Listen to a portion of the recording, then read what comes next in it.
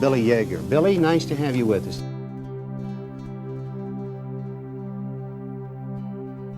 Billy Yeager was born in Miami, Florida. He grew up on the film sets with his father Ray Yeager and his famous aunt Bunny Yeager, the pin-up queen and photographer for Hugh Hefner's Playboy magazine in the 1950s, who is also the one who discovered the legendary pin-up Betty Page.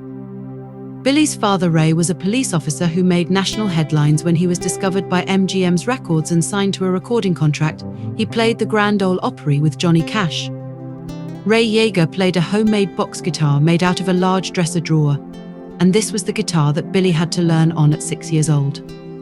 He begged his father for an electric guitar, but his father made him earn his own money by cutting lawns at 25 cents a yard. It took Billy a whole year to save enough to buy his first $49 Woolworth guitar. By the time Billy was only 10 years old, he could play and sound exactly like Jimi Hendrix, Eric Clapton and Jeff Beck. He even would perform like Hendrix, lighting his guitar on fire. A true innovator, Billy began experimenting with electronics and sounds, trying to capture the psychedelic sounds of Hendrix. He made his own fuzzbox from a broken toaster. He also made his own speakers and speaker cabinets. Billy failed all subjects in school and was only interested in music. His father was very strict, and at 14 years old he ran away. Gone for over 4 months, he called his father, who told him, "You made your bed, now go sleep in it." He ended up living and sleeping in a treehouse and got his first job training thoroughbred race horses on a farm. Later he became an iron worker, building houses and pools. When Billy was 15, he met David Bowie and Mick Ronson, where he worked at when they were in town playing in concert in Miami. Ronson and Bowie heard the rumors about Billy's guitar playing, and he was invited to hang out and jam with them in their hotel room. Although Billy was interested in rock guitar, his interest in songwriting became more important. At 16 years old, he remembered seeing a homeless man in a park feeding pigeons. He wrote his first song, "Old Man on a Park Bench." When he joined his first professional band, he worked at the infamous Castaways Hotel. Right across the street was the Newport Hotel, where he became friends with the guitarist Tommy Bolin, who was in Miami playing a concert with Jeff Beck. Billy and Tommy jammed together after hours, and was with Tommy Bolin the night he died. Billy was one of the most sought-after, funkiest guitarists at the time.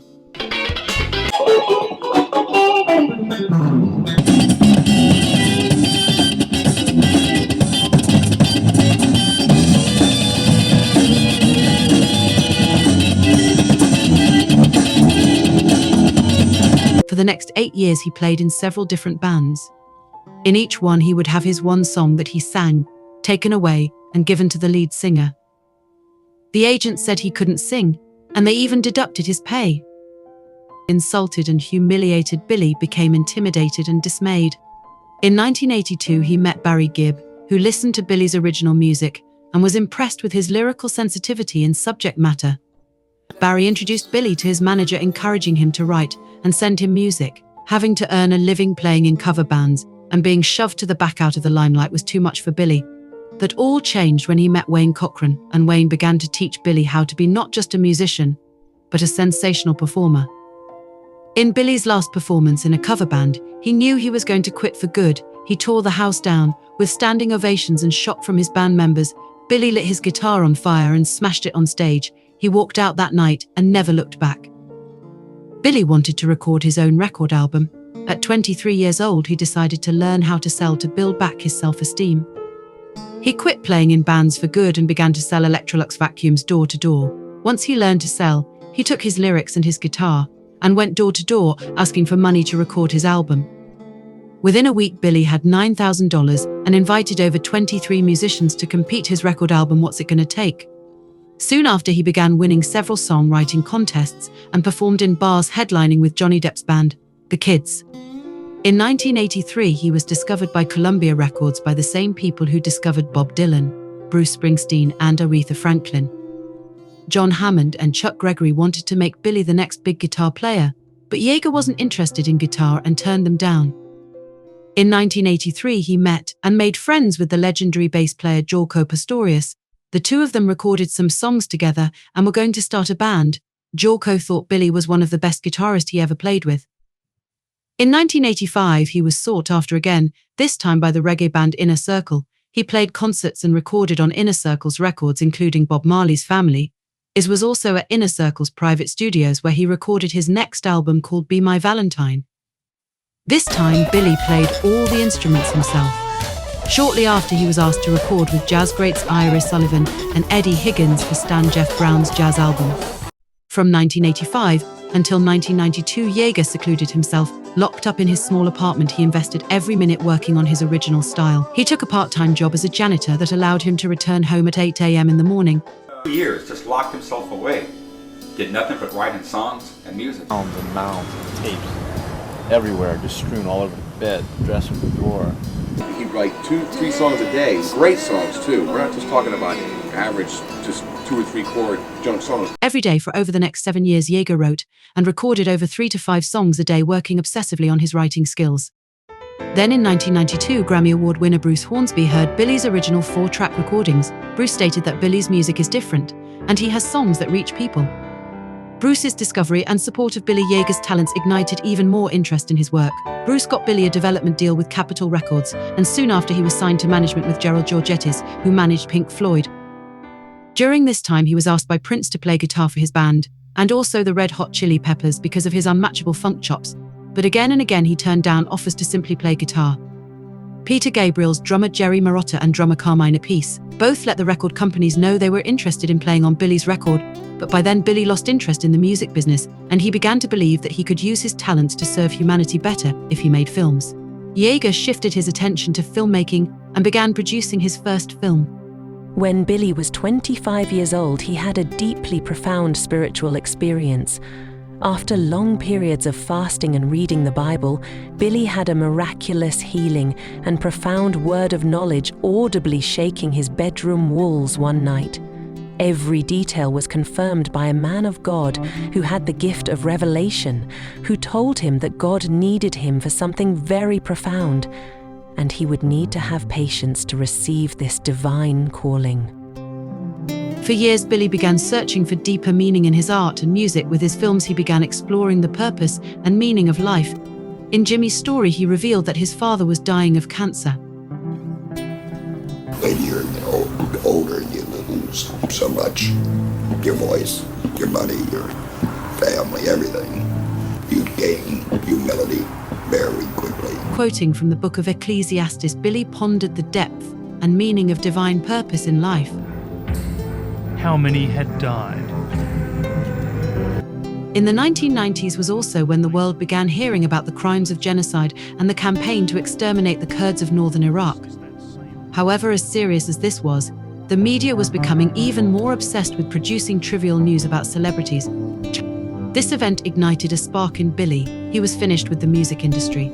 He now wanted to make a point about the matter for his film he was working on. He renamed his film Jimmy's Story and became the long-lost son of Jimi Hendrix. Tapes to prove it, the long-lost tapes of Jimi Hendrix. The Jimi Hendrix thing. Long-lost son of Jimi Hendrix. He's Hendrix's son, and he's got the tapes to prove it, the long-lost tapes of Jimi Hendrix. Music never heard before. Billy wanted to make a point with regards to serious subject matters versus trivial celebrity news. Yeager's ability to sound like any artist he put his mind to was put to the test.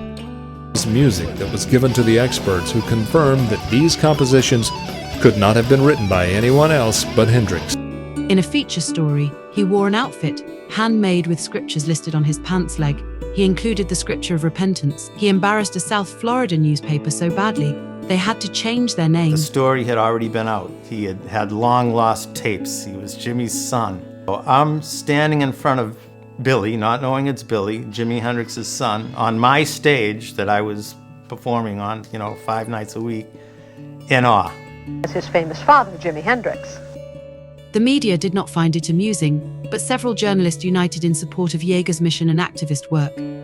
He was then discovered by the most powerful man in independent film, John Pearson, who repped the films for Michael Moore and who helped jumpstart the career of Spike Lee and Richard Linklater. Pearson even traveled all the way to Hollywood, Florida, to produce a segment on the making of Billy's film Jimmy's Story. The film Jimmy's Story, which explored the deeper meaning of life, won an unprecedented 4 awards at its first and only screening.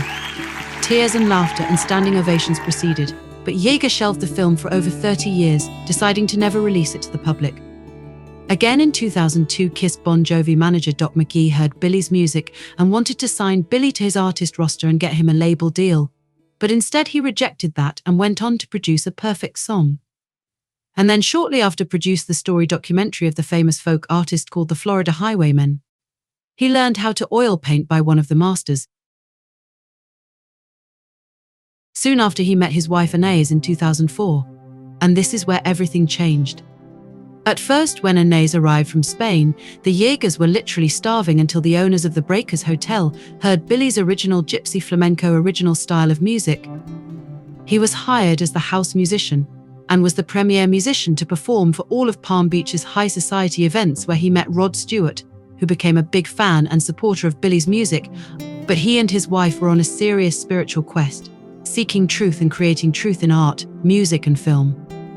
A film crew has made a stop in the Nebraska Panhandle in their quest to enlighten people living in today's fast-paced world. The Yeagers decided to give up all their worldly possessions, travel, and make a movie, causing people to think outside the box. Jesus of Malibu is the wave of the future, living out of their small RV trailer they used as a home, recording studio, and the film set where one of the characters in the film would live. Now that's creative imagination. What makes Jesus of Malibu even more interesting is the scientific approach the couple applied to making films, discovering field energy grids, filming on sacred geometric locations, combining metaphysics and sacred geometry to compose the musical score. Meet filmmakers Anais and William Yeager. Where? In the middle of the desert, right here in Death Valley.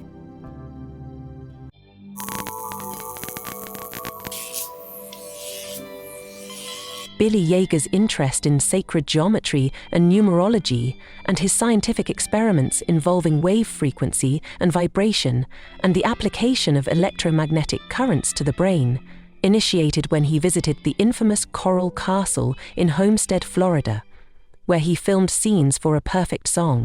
I'd take a Tupperware and then I would apply these vibrations. You're talking about thousands of combinations to find these platonic solids. He then froze the water samples and examined them under a high-powered microscope, making sure to locate and choose the right vibration and tuning.